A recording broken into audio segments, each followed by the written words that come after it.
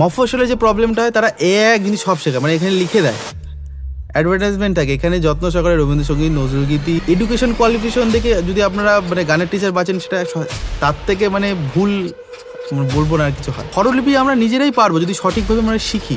Voice ট্রেনিংটা কিন্তু যে কোনো বয়সে কিন্তু শেখা উচিত। এখানে রবীন্দ্রসঙ্গীত শেখাচ্ছে, যত্ন সহকারে নজরুলগীতি, এই অমুক গীতি শেখাচ্ছে, সেখানে কিন্তু আমি বলবো মানে নিয়ে না যেতে। আমি ছোটোবেলা থেকে বি ফ্ল্যাটে শিখে শিখে আমার বি ফ্ল্যাটে হয়ে গেছিলো। নমস্কার, সবাইকে আমার চ্যানেলে স্বাগত জানাই। আজকের এই ভিডিওতে আমি আপনাদের সামনে একটা প্রশ্নের অ্যান্সার আমি দেবো। আমাকে অনেকে কমেন্ট করেছেন যে কোন বয়সে আমি কি গান শিখব। ঠিক আছে, এর কোনো সহজ সোজাসাপটা উত্তর নেই, কারণ আমরা বাঙালি, মানে আমার যেসব ভিডিওস আপনারা দেখেন সবাই কিন্তু বাঙালি, সেটা এদেশের হোক অর্থাৎ পশ্চিমবঙ্গবাসী হোক বা বাংলাদেশের থেকে যারা দেখেন, সবাই কিন্তু আমরা বাংলা ভাষা করে, বা যারা বাইরে থাকেন বাইরের কান্ট্রিতে যারা বাংলা ভাষায় কথা বলেন, তো ডেফিনেটলি আমাদের বাঙালিদের মধ্যে একটা টেন্ডেন্সি আছে যে রবীন্দ্রসঙ্গীত, নজরুলগীতি আর মানে যে পঞ্চকবি যেটা আমরা বলি, তাদের গানগুলো বেশি ছোটোবেলায় শেখা। তাছাড়া মানে তারা মানে আর বোঝে না বা জানে না, বা মানে সেটা ছাড়া যেন আর কিছু শেখার নেই। এটা আমি দেখেছি ম্যাক্সিমাম মফস্বলের দিকে বা গ্রামের দিকে যেটা হয়, তারা শুরু করে কিন্তু রবীন্দ্রসঙ্গীত, নজরুলগীতি। ইনফ্যাক্ট আমিও কিন্তু রবীন্দ্রসঙ্গীত থেকেই শুরু করেছি। ঠিক আছে, তো বেসিক্যালি যেটা আমাদের প্রথমে জানতে হবে বা শিখতে হবে যে বয়সে হোক না কেন ভয়েস ট্রেনিংটা কিন্তু মাস্ট। আচ্ছা, ভয়েস ট্রেনিং মানে কিন্তু মানে গান গাওয়া না কিন্তু। এবং আমার যে নামটাই প্রলিমস ভোকাল একাডেমি মানে ভয়েস ট্রেনিং রিলেটেড কিন্তু আমি কাজ করি। আপনি আমার খুব রেয়ার যে একটা দুটো গানের স্বরলিপির ভিডিও ইউটিউবে কিন্তু প্রচুর ছড়াছড়ি স্বরলিপির ভিডিও। হ্যাঁ, স্বরলিপি আমরা নিজেরাই পারবো যদি সঠিকভাবে আমরা শিখি। এটা আমার চেষ্টা থাকে, নিজেরাই স্বরলিপি বার করতে পারবো, কারোর প্রয়োজন হবে না যে আমার এই স্বরগমটা। কারণ আমি যখন স্বর পরিচয় বা স্বরকে চিনতে পারবো, তখন কিন্তু আমার কোনো স্বরলিপি প্রয়োজন নেই। আমি শুনে শুনেই বলে দিতে পারবো যে এই স্বরটা এটা, এই গানের কথা এই স্বর। তো ডেফিনেটলি ভয়েস ট্রেনিংটা কিন্তু যে কোনো বয়সে কিন্তু শেখা উচিত। আর এটা একদম ছোটোবেলা থেকে যারা নতুন মানে যাদের বাবা মারা যারা দেখছেন তাদের ছেলে বা মেয়েকে শেখাবেন, ডেফিনেটলি আপনারা কিন্তু ভয়েস ট্রেনিংয়ের উপর জোরটা দেবেন। যেখানে রবীন্দ্রসঙ্গীত শেখাচ্ছে, যত্ন সহকারে নজরুলগীতি, এই অমুক গীতি শেখাচ্ছে, সেখানে কিন্তু আমি বলবো মানে নিয়ে না যেতে। যদি এখানে লেখেন এখানে শাস্ত্রীয় সঙ্গীতের ভয়েস ট্রেনিং করানো হয় বা এখানে এই ধরনের কিছু আপনারা খোঁজ পান, সেখানে তাদের কাছে মানে আপনাদের ছেলেমেয়েকে দেবেন। কারণ আমি ছোটোবেলা থেকে বি ফ্ল্যাটে শিখে শিখে আমার বি ফ্ল্যাটে হয়ে গেছিলো। আমি জানতামই না যে স্কেল কী, পিচ কী, টনিক সিলেকশন কী জিনিস, ভয়েস ট্রেনিং কী জিনিস, ভয়েস কালচার কী জিনিস। এগুলো আমি ধীরে ধীরে বিভিন্ন গুরুদের কাছে বিভিন্ন মাধ্যমে কিন্তু আমি শিখেছি। হ্যাঁ, মফস্বলে যে প্রবলেমটা হয় তারা এক জিনিস সব শেখায়, মানে এখানে লিখে দেয় অ্যাডভার্টাইজমেন্ট থাকে, এখানে যত্ন সহকারে রবীন্দ্রসঙ্গীত, নজরুলগীতি, ভজন, ঠুমরি, দাদরা, খেয়াল, টপ্পা, প্রচুর জিনিস লেখা থাকে। ঠিক আছে, কিন্তু তার মধ্যে জানি না কতটা পার্সেন্ট কোনটা ভালো হয়। তো ডেফিনেটলি আপনারা যখন আপনাদের ছেলে মেয়েদেরকে শেখাবেন বা শেখানোর জন্য মাস্টার খুঁজছেন গানের, অবশ্যই আপনারা মাস্টারকে দেখেন, মাস্টারের কত ডিগ্রি আছে, Rabindra Bharati pass out, Visva Bharati pass out, এগুলো একদম দেখতে পাবেন না। সে একটা ছেলে মেয়েকে কীভাবে বোঝাচ্ছে, তার মানে কি বলবো যে এডুকেশন কোয়ালিফিকেশন দেখে যদি আপনারা মানে গানের টিচার বাঁচেন, সেটা তার থেকে মানে ভুল বলবো না আর কিছু হয়। অবশ্যই এডুকেশনের একটা দাম আছে, কিন্তু টিচার কি, টিচার যে শেখাতে পারবে, যে বোঝাতে পারবে, যে জিনিসটা গাইড করতে পারবে, তো তার জন্য কিন্তু ভয়েস ট্রেনিং যে কোনো বয়সে, প্রথম ক্ষেত্রে আমি বললাম যে বাচ্চা থেকে বড় সবার কিন্তু প্রথমে ভয়েস ট্রেনিংটা মাস্ট।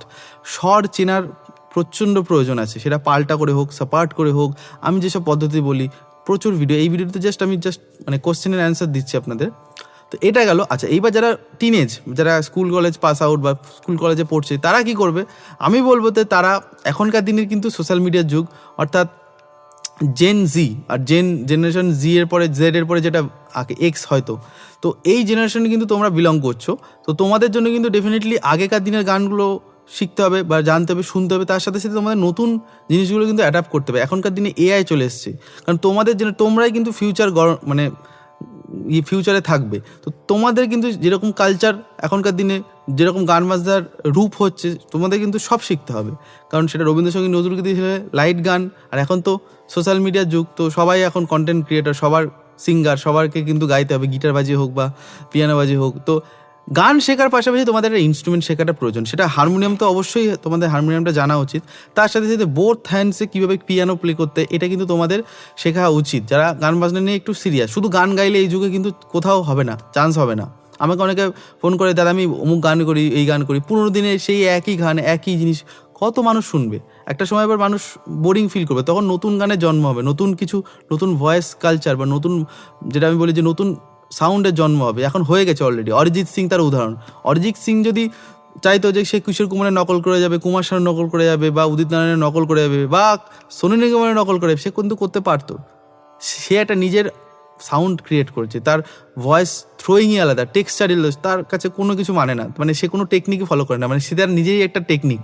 তার এক একটা গান এক এক রকম টেকনিক, তার এক একটা গান শুনে আমি শুনে বুঝতে পারি যে মানে কীভাবে কী করেছে, ঠিক আছে? তো এইগুলো কিন্তু যারা নতুন জেনারেশন তারা কিন্তু এগুলো ফলো করো, এবং ইনস্ট্রুমেন্টটা শেখা মাস্ট, ঠিক আছে? যে কোনো একটা ইনস্ট্রুমেন্ট, সেটা গিটার হতে পারে, পিয়ানো হতে পারে, সব থেকে ভালো এই দুটো আমি যেটা বলবো। আচ্ছা, এরপরে যারা একটু মিডিল এজ, আমি জানি আপনারা যে একটু কি বলবো, যে গোল্ডেন এরা থেকে বেরোতে পারেননি, আপনাদের কাছে ওই সেই স্বর্ণযুগের গান এখনও মানে আপনাদের বাজে, ফোনে হোক বা টিভি ল্যাপটপে হোক। তো আপনারা কিন্তু চাইলে ওই স্বর্ণযুগের গান শিখতে পারেন। আচ্ছা, শেখার জন্য কী করতে হবে? আপনাদের স্বরলিপি দরকার না, গানটাকে বারবার শুনবেন, শুনে নিজে নিজে গাওয়ার চেষ্টা করবেন। দরকার হলে ভয়েস ট্রেনিং যদি আপনাদের করা থাকে, নিজেরাই স্বরলিপি বার করতে পারবেন, ঠিক আছে? রবীন্দ্রসঙ্গীত, নজরুলগীতি তো আছেই, তার সাথে সাথে কিন্তু 80s 90s যে গানগুলো, 70s যেসব গান, বলিউড হোক বা বাংলায় হোক, কিন্তু আপনাদের আমি বলবো যে সেগুলো ধরা উচিত, ঠিক আছে? শুধু খেয়াল শিখছেন, এই শিখছেন না, আমি বলবো সব কিছু করা উচিত। আচ্ছা, এইবার যারা একটু বয়স বেড়ে গেছে, 40-এর পরে, 50-এর পরে, এইবার এটা হচ্ছে আপনাদের হাতে, যে আপনারা যদি ভজন শিখতে চান, ভজন শিখবেন। অনেক হয় না যে বয়সের পরে একটু স্পিরিচুয়াল অ্যাক্টিভিটিটা বেশি হয়, যে বেশি আধ্যাত্মিক হয়ে যায়, বা ভগবানের নাম জপ করা শুরু করে। আমাকে সবাই অনেকে ফোন করে যে আমার 50 বছর বয়স, আমি কীর্তন গাইতে চাই। তা আমি তো ওদেরকে বলি, আমি তো কীর্তন পারি না, আমি নিজেও শিখিও নি, সুতরাং আমি আপনাকে গাইড করতে পারবো না, কারণ আই হ্যাভ নো নলেজ কীর্তনের। কিছু আছে, অবশ্যই আছে, বলবো না, কিন্তু কীর্তন কীভাবে গাইতে হয় সেটা আমার মধ্যে একদমই নেই, আমি জানি না। তো যদি আপনারা সেটা করতে চান, আপনারা সেই সব মানুষের কাছে যোগাযোগ করতে পারেন, ঠিক আছে? কিন্তু আমি বলবো যে সব কিছু ওভারঅল এক্সপ্লোর করার চেষ্টা করবেন, যে মানে বাঙালি হয়ে সব কিছু এক্সপ্লোর করার চেষ্টা করবেন। সেটা আপনি পশ্চিমবঙ্গবাসী হোক বা বাংলাদেশ থেকেও যারা দেখছেন, সবার জন্য বলছি, হ্যাঁ? তো এইভাবে করলে দেখবেন আপনাদের একটা মানে গানের যে মানে কি বলবো, সিলেবাস বা গানের যে পরিধি, মিউজিকের যে নলেজ, সেটা কিন্তু গেইন হবে। আর এই নয় যে শুধু আমাদের মানে এশিয়ার মিউজিক, বাইরের কান্ট্রির প্রচুর মিউজিক শুনবেন, পিয়ানো ইনস্ট্রুমেন্টাল শুনবেন, গিটার ইনস্ট্রুমেন্টাল শুনবেন, তাই দেখবেন নলেজ বাড়বেন।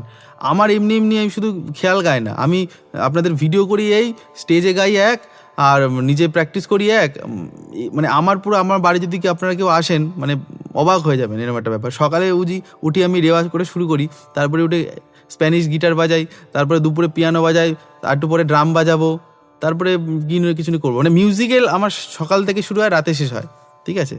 তো শুধু যে খেয়াল শিখবো বা গান করবো, শুধু একচেটিয়া ব্যাপারটা করবো, সেটা কিন্তু এই যুগে একদমই কাম্য না। তো চেষ্টা করবেন আপনারা যে একটু সব কিছু এক্সপ্লোর করার চেষ্টা করবেন, ঠিক আছে? আর যেটা বলবো যে রেওয়াজটা কিন্তু মাস্ট, সেটা ওয়েস্টার্ন রেওয়াজ করুন বা ইন্ডিয়ান ক্লাসিক্যালভাবে রেওয়াজ করুন, বা আমি যেটা দেখাই যে হাইব্রিড, মানে দুটো মিক্সড করে আর কি রেওয়াজ। তো এই দুটো রেওয়াজ, মানে এই দুটো পদ্ধতিতে, ইন্ডিয়ান আর ওয়েস্টার্ন পদ্ধতিতে রেওয়াজ করলে আমি বলবো এর থেকে ভালো কিছু হয় না। অর্থাৎ আমরা যখন স্কেল প্র্যাকটিস করি, সাপাট প্র্যাকটিস করি, এগুলো কিন্তু ম্যাক্সিমাম ওয়েস্টার্ন থেকে এসছে, ঠিক আছে? তো সেটা ইন্ডিয়ান ভার্সনটা আমরা চেঞ্জ করে দিই, সেটা আমরা রাগে চলে যাই। তো রাগ শিখলে কী হয়, যে প্রচুর নলেজ গেইন হয়, যে আমি একটা নোটের ফ্রেজ বা নোটের কম্বিনেশন কীরকম কী হতে পারে, সেটা ওয়েস্টার্ন ক্লাসিক্যালে কিন্তু স্কেল, ঠিক আছে? তো মানে দুটোরই ফায়দা আছে, বেনিফিটস তো অবশ্যই আছে। তো সব কিছু মিলিয়ে মিশে আপনারা কিন্তু চেষ্টা করবেন। আর যারা নতুন, আমার চ্যানেল অবশ্যই সাবস্ক্রাইব করে রাখবেন। আমি তো সব ধরনের, আমি কিন্তু মানে প্রতি সপ্তাহে কিন্তু ভিডিও দিই, এবং আপনারা ফলো করবেন। লাইভেও আসে, আমি রেওয়াজের রিলেটেড ভিডিও দিই, ঠিক আছে? তো এইভাবে কিন্তু আপনারা মানে শুরু করুন, যারা নতুন শুরু করছেন। আর যারা অলরেডি শুরু করে গেছেন, অল দ্য ভেরি বেস্ট। এই বছরটা যেন আপনাদের খুব ভালো কাটুক, গানে গানে আপনারা সবাই কাটাতে পারেন। তো যারা আমার কাছে পার্সোনালি অনলাইনে গ্রুপ ক্লাস করতে চান, তারা এই নাম্বারে কল বা হোয়াটসঅ্যাপ করতে পারেন। ফিসটা খুবই আমি নমিনালে রেখেছি, মাত্র 300। তো মান্থলি আমি 2টো ক্লাস করাই, শনিবার করে। তো অবশ্যই আপনারা যারা জয়েন করতে চান, অবশ্যই আমাকে কল বা হোয়াটসঅ্যাপ করবেন, এই নাম্বারে ডিটেলসটা পেয়ে যাবেন। আর দেখা হবে অন্য কোনো ভিডিও, অন্য কোনো পর্বে। ততদিন অবধি ভালো থাকুন, সুস্থ থাকুন এবং মন দিয়ে রেয়াজ করুন। ধন্যবাদ।